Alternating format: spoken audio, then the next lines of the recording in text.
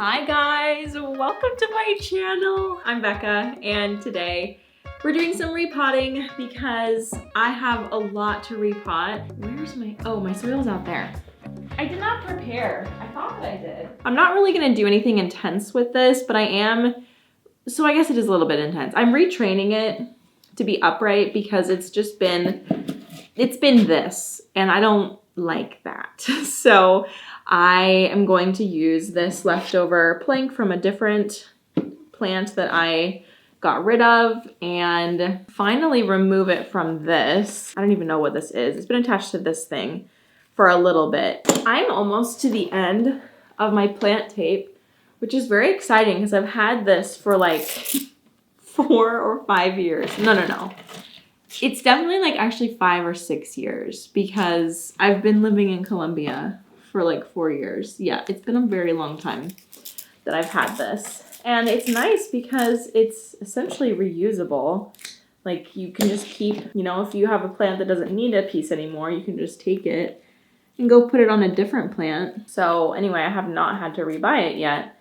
But in kind of redoing my plant room, I updated the planks. Since I actually knew where it was at the time when I was updating my planks, I was able to actually use it, which I keep meaning to give an update on the plants on planks. Like I want to do a dedicated video to it, but it just has not happened. So let me give you a brief overview of how they're doing. In short, they're doing great.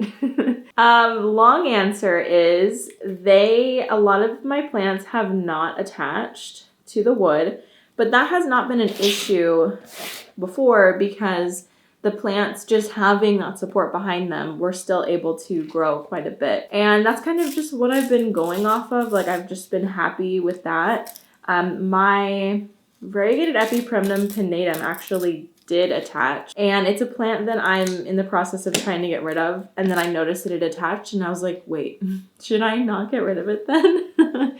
Just because it's cool that it's finally doing it, but I don't know. That's not a good reason to keep a plant. So I probably still will be getting rid of it because I just find the plant generally pretty boring. But I don't know, like I really wanted this plant. It's a Hoya, it's not a Hoya, it's a philodendron 69686. And I really wanted this plant, but now that I've had it for a little bit, I don't think that it's as special as I thought it was in the beginning. So I don't know if I'm gonna be keeping this, but she has a chance to redeem herself, so we'll see. On the repot chopping block is this plant that I got on sale. I got it on sale at Lowe's. It smells horrible. And it was on sale because it's clearly unhappy. Not like unhappy in a way that makes it irredeemable. It's definitely gonna be fine. It's just like very soaked in this tragic soil and just needs a little bit of a soil refresh. And the reason that I got it is because I wanted to pot it in with my other one. So I have one already that also doesn't look that great. So they're kind of twins in a different font. Ooh, some of these roots don't look great. Yeah, that's a bit of dry rot situation here. I love that De La Tanks like releases roots so quickly. Like so many soils hold on so tight and De La Tanks just does not do that. I really appreciate it for moments like this when I have caused lots of rot. Like these roots are bad. These roots are in bad condition. We're not going to reuse this soil because I don't know. I don't like reusing soil in general, and especially not when I have found rot and stuff like that. A lot of the smaller roots are like little stringy bits now, but we do still have a couple of thick roots, but that's bad. That's not a lot to work with. So there are some new roots popping through, so I'm hoping that it will be able to recover. But yeah, the leaves look kind of curly and just like not very happy. So I can definitely understand that it was trying to tell me that it had root rot and I just was not getting the message. Hopefully this one doesn't have root rot. Honestly, the roots look pretty good. It's just like very heavy in this medium, so I'm gonna remove as much as I can. I feel obligated to mention that it is spring.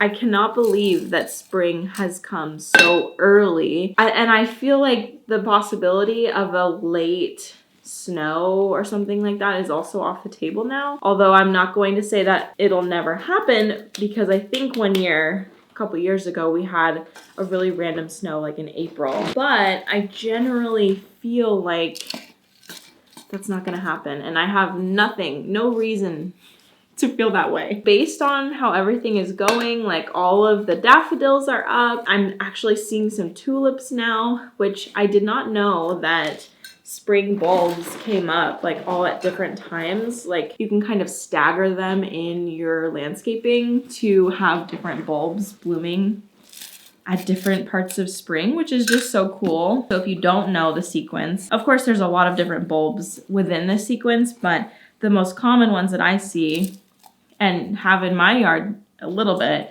I have some crocus that came up like a couple weeks ago, and they were very cute, purple. I've seen people actually plant these in their lawn, and that sounds amazing because it's a bulb. Like once the plant is actually done blooming, you don't need to keep any part of the plant.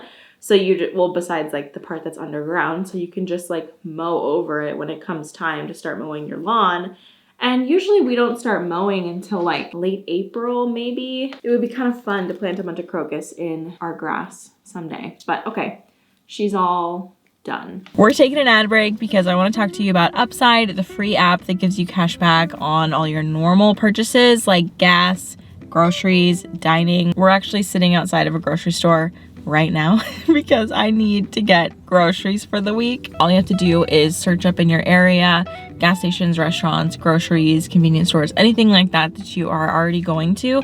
So here I have this Schnucks. I'm going to claim the offer, and then all I have to do is use the card that I have connected to my Upside app, and I will get cash back. And it is actually real cash back that you can just put right in your bank account, or you can put it in a gift card or something like that. There are over 100,000 grocery stores, gas stations, and restaurants on Upside, so saving money is just around the corner. Top Upside earners are making up to $300 a month. To find out how much you can earn, click the link in the description to download Upside and use my promo code Becca and get an extra 25 cents back on every gallon on your first tank of gas. Okay, I'm gonna tackle this one because I think that it's gonna need to be in a smaller pot. When Nicole and Adam were here, they told me that a lot of my Hoya are just in way too big of pots. And I was like, oh, really? Interesting. So we are going to see about that and see they were right. This is the root system, and I had it in this pot, which like you'd think would be suitable, but I guess Hoya just really don't need all that much space. And honestly, this piece right here has been shriveled for a long time. I think I'm just gonna cut it off. Yeah.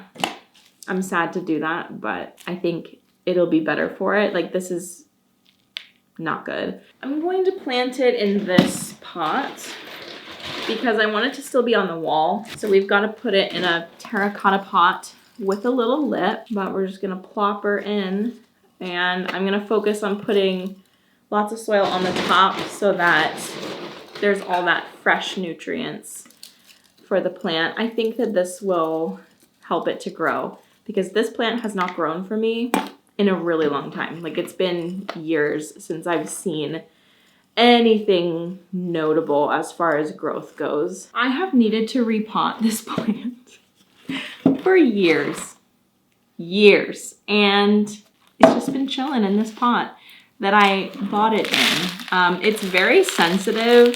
It's kind of like the, what's that succulent? The donkey tail succulent, where like if you just like so much as tap one of these, it is going to fall apart, which is just so annoying. With that being said, ooh, this root system is super tiny. I should have expected that. Anyway, I got this from Plants from the Southwest, or Plants of the Southwest, something, one of those titles. It's in Tucson. Such a cool spot. I used to love going there. I haven't been in a number of years since I moved, because it's just kind of out of the way from where my parents live. But I would love to go and visit because they were just the nicest people. They had a really cute shop dog. Well, it wasn't, sorry, not like a shop dog, but like a nursery dog and cats. I love when nurseries have pets.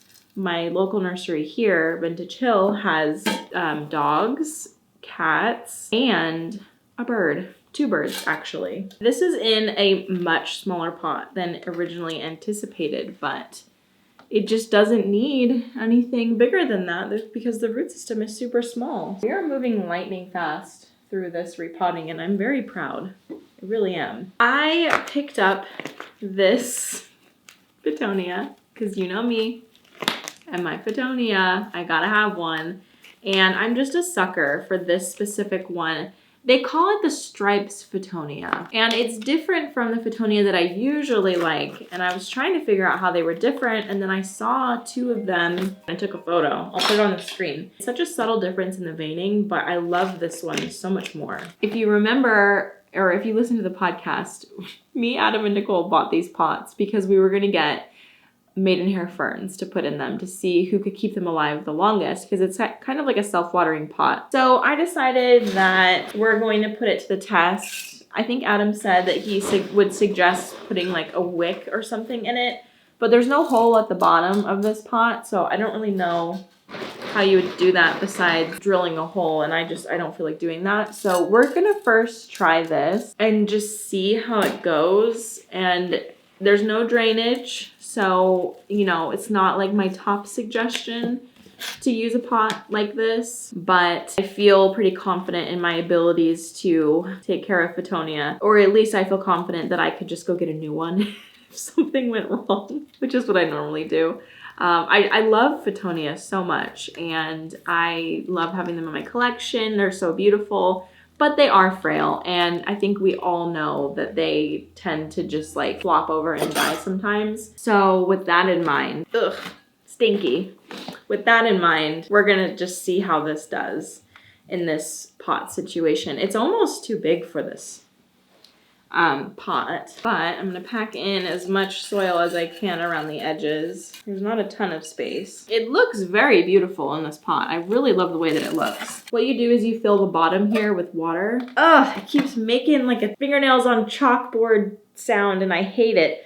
But I'm gonna use this as my centerpiece for the plant room because I just think it would be so beautiful. The last plant, I can't believe we're already at the end here. This plant here. See, this is a Hoya that they told me also is probably in too big of a pot. So I'm gonna unpot it and just like look and see if I agree. And I think that I do agree because look, these roots, it's just not that much. So definitely could be in a smaller pot, like a much smaller pot. Oh my gosh, I feel bad. I've been abusing my Hoya. Do I have a pot that would be that small? See, I want it to still go on the wall. Maybe this one? I mean, this might be cutting it like a little too small though. You know what? Risk it. We're taking a risk here. We'll see. This pot might be like actually the perfect size for this. And it's pretty. I love using these pots. This is from Front Range Clay, and they're so beautiful, and they are perfect for the wall. And I was really like wanting to order more of them because I like that it's different from the traditional terracotta pot that would appear on my plant wall. A lot of the like handmade pottery that I like, they don't make them with like the perfect lip size, like the perfect commercial lip and the like mass made pottery like these. But I already had these before I made the whole wall and all of that kind of stuff, and I just kind of put it up there one day to see if it would work, and it did. Everything's repotted. It's warm enough for them to get watered outside, so I'm gonna go do that.